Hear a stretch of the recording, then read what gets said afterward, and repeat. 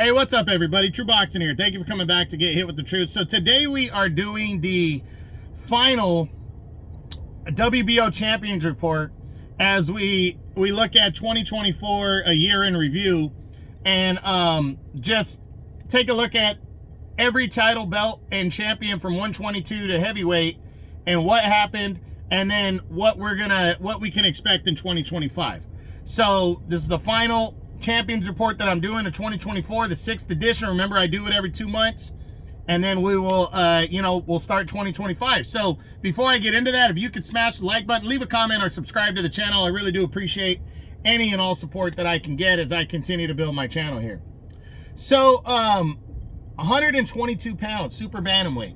Naoya Inoue, the monster, entered the year as the undefeated WBO and undisputed super bantamweight world champ.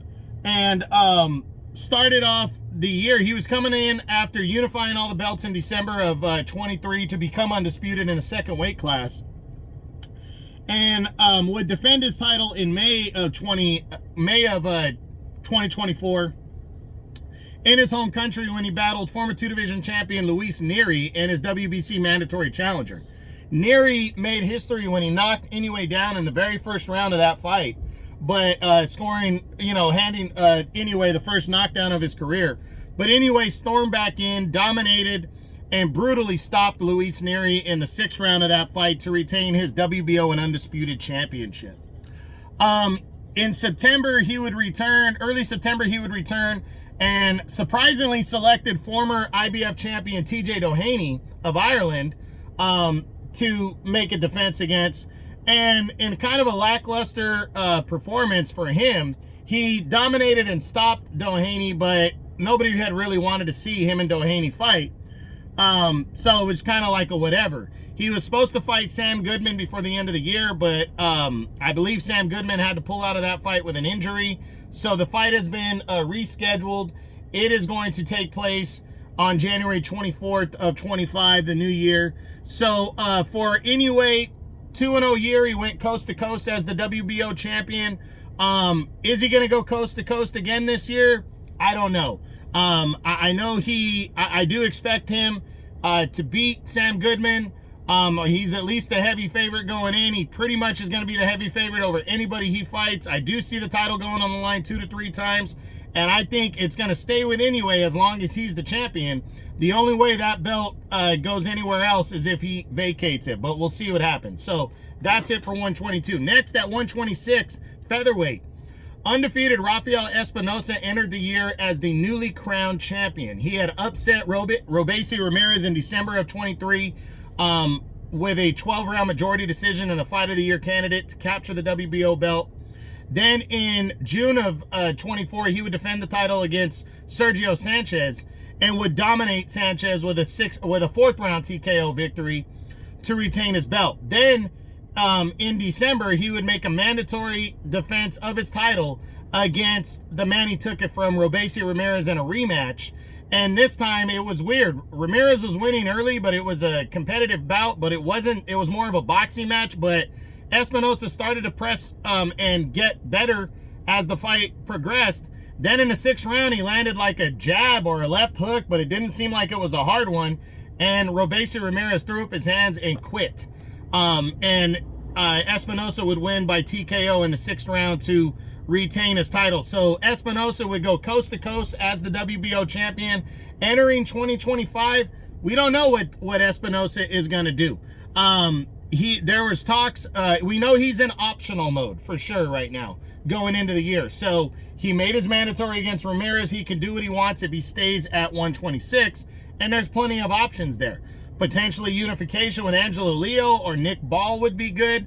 I would really love that. But he also mentioned potentially moving up to 130 pounds and challenging the champion there, Emmanuel Navarrete, in an all-Mexican battle. So I do think there's a lot of options. I think honestly, right now, if I were to make a prediction, I think the only way this guy gets beat right now is if he vacates the title and moves up in weight, and that could happen, but we'll see. Hopefully by the first Champions report of 25 at the end of February, we got a little bit more of a clear picture on Espinosa.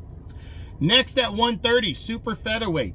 Emmanuel Navarrete entered the year as the reigning WBO champion. He went in 2023. He had scored the biggest win of his career, a dominant performance over Oscar Valdez, the former 2-division champ, in August, but then turned in a lackluster performance where he almost lost in a draw against Robson Conceição.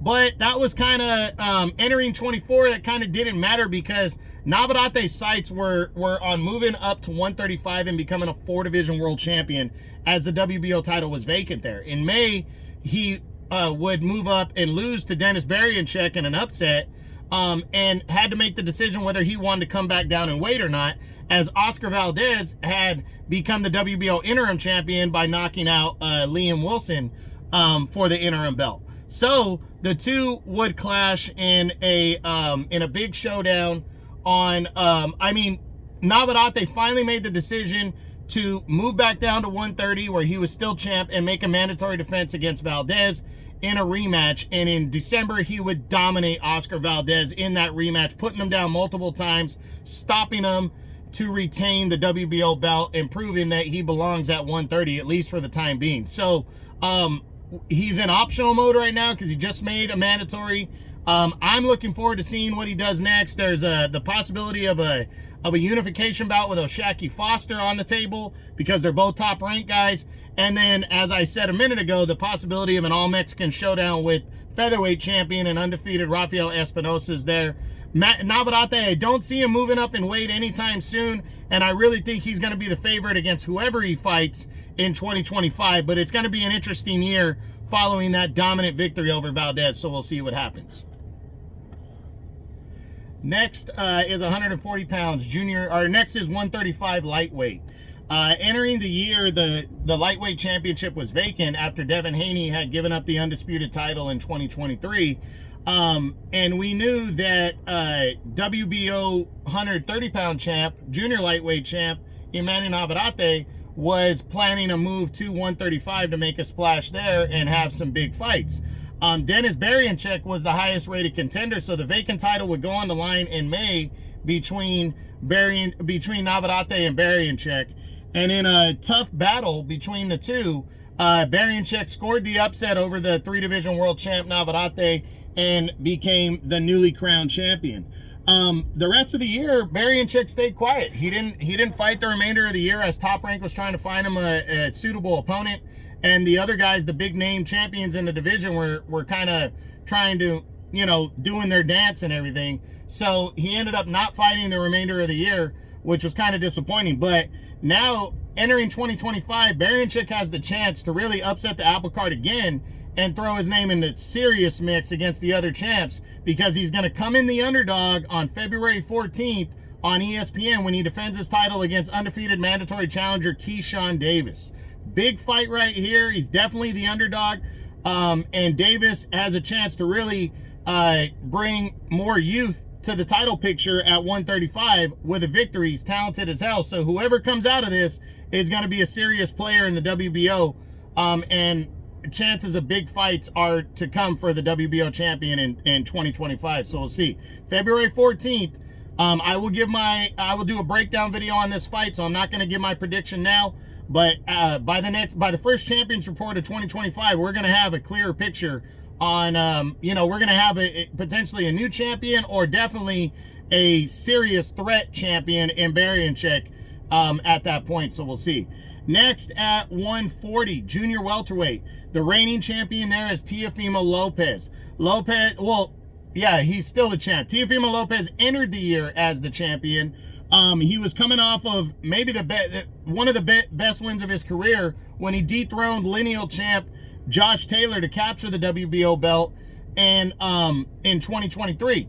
Then in 2024, on Super Bowl weekend, the Friday or Saturday before Super Bowl, he would defend his title against lightweight contender Jermaine Ortiz, who was moving up in weight. Lopez was coming in a solid favorite, but Ortiz made it difficult, boxing and staying away. It was a close, controversial, unanimous decision where Lopez did not look good in that fight.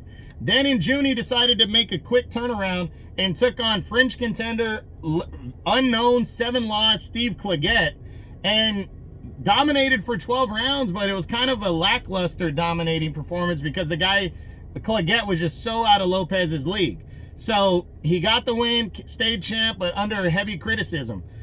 From June all the way through December, the only talk was that he was thinking about moving up to welterweight and taking on either welterweight champ Brian Norman Jr. or potentially Jerome Boots Ennis. Well, that has kind of fizzled out in the last few days, as it seems like he is going to be, it says they're finalizing a deal for March 15th for Lopez to defend his title against former champ Subriel Matias. That would be a big time fight right there. Would definitely be looking forward to it. I hope that fight is in play, and I really would like to see it. So we'll see what happens. I think that's going to be what he does, and I think that's a good call for Lopez. He went coast to coast in an uneventful year, but he has the opportunity to really be the top dog if he can shut down the division, and he's got a big name. So we'll see what goes down in 2025 for Lopez. Hopefully by the first Champions Report, I already have done a breakdown video, and I can let you know what I think about the fight with Matias in more detail. Next, also, if he for some reason vacates the belt, Jack Catterall and Arnold Barbosa Jr. are fighting to become the WBO's mandatory challenger, and are going to be waiting in line for the winner of Lopez Matias or Lopez. And if he vacates the belt, one of those guys are going to be your next champ. So it should be interesting to see. Then at 147 welterweight, the reigning Terrence Crawford entered the year as the reigning and undefeated unified WBO lineal champion after dominating Errol Spence Jr. to become undisputed in 2023. But we all knew that Crawford was planning to move to 154 in hopes of landing a potential in hopes of landing a potential showdown with Canelo Alvarez. So Crawford did not fight at all, and after moving up to 154 and winning the championship there, the WBO made him make a choice whether he wanted 147 or 154. He chose 154, vacated his title, and undefeated Brian Norman Jr. was upgraded from interim champion to full champion. Norman had upset Giovanni Santillan with a brutal 10th round knockout to become the interim champ and was upgraded following Crawford giving up the belt. Norman was supposed to fight a guy named Derek Cuevas in November, but had to pull out with an injury. The fight was postponed, and the most recent news I got entering 2025 for Brian Norman Jr. is that he's still gonna fight. He's still gonna fight Cuevas, but it's likely gonna be on the. It's likely gonna be on the March. It's likely gonna take place in March on ESPN. If Lopez ends up defending his title, against Subriel Matias, I could see that fight landing on that card. Hopefully Brian Norman can try to stake his claim at welterweight in 2025. We'll see what happens. We'll have more news by the first Champions Report at the end of February. Next, 154, super welterweight. Tim Tszyu entered the year as the undefeated and reigning WBO champ. He had been upgraded to champion and then made his first successful defense against Brian Mendoza in October of 23.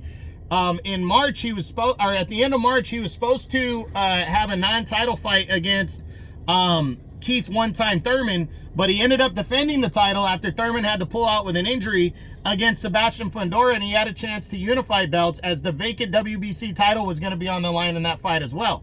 A bad cut opened up over Tim Tszyu's forehead, and they ended up in a bloody war where Fundora would score a major upset, a 12-round split decision over Tszyu to become the new WBO and WBC unified champ. Fundora did not fight the remainder of the year. Part of it was because of the broken nose that he suffered against Tszyu, but also he was waiting around to see what the WBO was going to decide if they were going to allow him to face off against his desired opponent, Errol Spence Jr., the former unified welterweight champ. Terrence Bud Crawford is the WBO interim champion at 154, and it wants a Canelo fight, so neither side has been too keen on making that fight happen, and because of that, the WBO has allowed Fundora to stay champ. Now, the WBO recently came out and said that they are going to allow Fundora to to fight Errol Spence Jr., but it's not going to be for the WBO belt. They will not rank Errol Spence Jr. in their rankings right now. So if Fundora fights, it's not going to be the WBO belt in his next fight. After that, it's kind of unknown, with Terrence Crawford being the interim champ. It really revolves around whether Crawford is going to get the Canelo fight that he wants. So we really don't know what's going to happen with the WBO belt in 2025. But I'm excited to see it because 154 is a great division. Next, at 160 middleweight, Janibek Alamanhalai entered the year as the reigning WBO and unified middleweight champion of the world. He also had the IBF title. He had unified the two belts in his last fight in October of 24 with a dominant 6-round TKO of Vincent Gualtieri. Well, he would not defend the title for most of the year.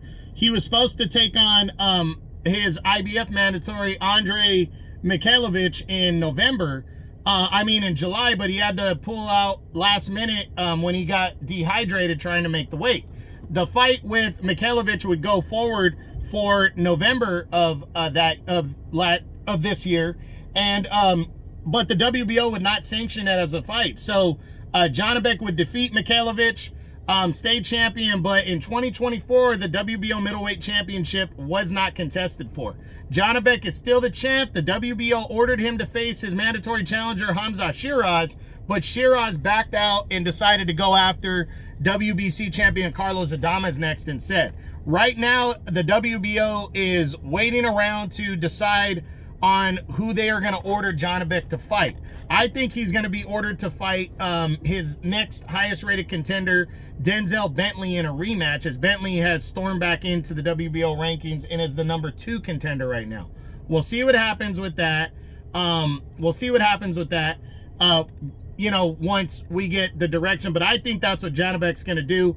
Hamza Shiraz did say that after Adames, he wants to unify with Janibek. So hopefully we got a big year coming for the WBO middleweight championship of the world. Next, at 168, Canelo Alvarez entered the year as the reigning champ, the reigning WBO and undisputed champion. In May, he would make a mandatory defense, a WBO mandatory against Jaime Munguia, the undefeated former 154-pound champ. He put Munguia down early and dominated him, outworking him to a 12-round unanimous decision. He would give up one of his belts, but still stay WBO and unified champ, and in September would defend all 3 titles against undefeated Edgar Berlanga in a Mexico versus Puerto Rico clash. He would do the same thing that he did with Munguia, score a 3rd-round knockdown on Berlanga, and dominate him for the remainder of the fight to a 12-round unanimous decision. Following that, there was no news about Canelo really towards the end of the year about what he's going to do next. He pretty much can do whatever he wants. There were talks about him possibly going after Undisputed with William Skull, but he didn't like the way William Skull looked, who's the new IBF champ, so doesn't seem like he's interested in that. We really don't know if the Crawford fight's going to happen. Hopefully by the first Champions Report at the end of February, we will have a better idea of what Canelo is planning on doing. Next, at 175, Arthur Beterbiev entered the year as the reigning WBO and unified light heavyweight champion of the world. Early in the year, he would defend his title against his WBC mandatory challenger, Callum Smith, and would dominate him to a 7th-round TKO victory. He was supposed to have Undisputed on June 1st on the 5 versus 5 card out of Riyadh, but he had to pull out with an injury. That fight got postponed for October. So in October, he would attempt to become the undisputed light heavyweight champion of the world against Dimitri Bivol, the WBA champion, and would be successful in a hard-fought, back-and-forth battle. He would score a very close 12-round majority decision to unify all 4 belts, retaining the WBO and becoming the undisputed champion. Now, as we enter 2025, Beterbiev and Bivol are going to do it again. On the February 22nd Riyadh season pay-per-view card, they are going to main event for the undisputed light heavyweight championship of the world. So by the next Champions Report, or the first Champions Report of 2025, I am going to tell you if Beterbiev's the new champ, or still the champ, and what he's going to do next, or if we have a new champion in Dimitri Bivol. Can't wait for that one. February 22nd. I'll give my prediction on that at the beginning of February in a breakdown video. And then, also, Joshua Buatsi is waiting around for his title shot. He is going to be also on that card against former champ Callum Smith. So the winner, will be the interim champ waiting around for an eventual title shot. So it should be good. 2025 should be a good year for the light heavyweight championship of the world. At cruiserweight, 200 pounds, Chris Billam-Smith entered the year as the reigning cruiserweight champ after winning it early in 2025 with a major upset over Lawrence Okoli. He defeated Mateusz Masternak, the veteran, in December of 23, and in June of 2024 had a mandatory defense where he was also going to be able to try to avenge the only pro loss of his career when he would take on undefeated Richard Riakporhe. In June, he outboxed and outworked Riakporhe to a convincing 12-round unanimous decision to retain his title and avenge his only pro defeat. Then he went even bigger. He attempted to unify titles against WBA champion Gilberto Ramirez, but got soundly outboxed and outclassed in that fight, losing a 12-round unanimous decision in November on the Riyadh season card of Latino Night. Now Gilberto Ramirez is your new champion entering 2025. There's talks about him unifying belts against IBF champion Jael Pataya. Ramirez said he has to make a WBA mandatory, though, at some point against Junior Dorticos, and that could be what happens next. So I'm expecting Ramirez to fight Dorticos next, and if he gets through that, the winner of that will likely attempt to unify belts against IBF champ Jael Pataya sometime this year. So it should be a good year for the Cruiserweight Championship of the world. And then finally, the WBO Heavyweight Championship. Oleksandr Usyk entered the year as the reigning WBO and unified heavyweight champ following another solid year as champion where he went coast to coast in 2023 by defeating Daniel Dubois with a 9th round TKO. In May, he had the huge showdown with Tyson Fury to unify all 4 belts to decide undisputed, and they went at it, and Usyk scored a 9th round knockdown in a very close fight and would win a close 12-round split decision to become the new undisputed heavyweight champion of the world, the first of the 4-belt era and the first in 25 years since Lennox Lewis had done it way back in the year 2000. So it was a huge victory for Usyk. He became the top dog in the division, but he had a mandatory rematch. And just last weekend, December 21st, he would put the WBO and unified title now on the line as he had given up the IBF belt, and would take on Fury again, this time scoring a more sound 12-round unanimous decision to leave no doubt that he's the heavyweight champ of the world. Entering 2025, Usyk seems interested in fighting the winner of the Dubois-Joseph Parker fight, which is good for the WBO as well, not just because it's for the IBF heavyweight title. Joseph Parker is the WBO interim champion, and the winner of the IBF championship fight with Dubois will make that guy the interim. I think Usyk is going to fight the winner of that fight for the IBF undisputed and also to clear up the WBO interim portion of the belt. And I think that's what Usyk is going to do in 2025, but we'll see. He could end up giving up the belt, and we could go in a different direction. But the WBO has some good champions, and that was the WBO Champions Report year in review for 2024. I hope you enjoyed the video. I look forward to seeing you guys back for the first WBO Champions Report of 2025 at the end of February. A lot is happening in the first 2 months of the year for boxing. So that's it. That's what I got. I hope you enjoyed it. If you did, smash the like button, leave a comment, or subscribe to the channel. I appreciate any and all support. This is True Boxing, and you've been hit with the truth.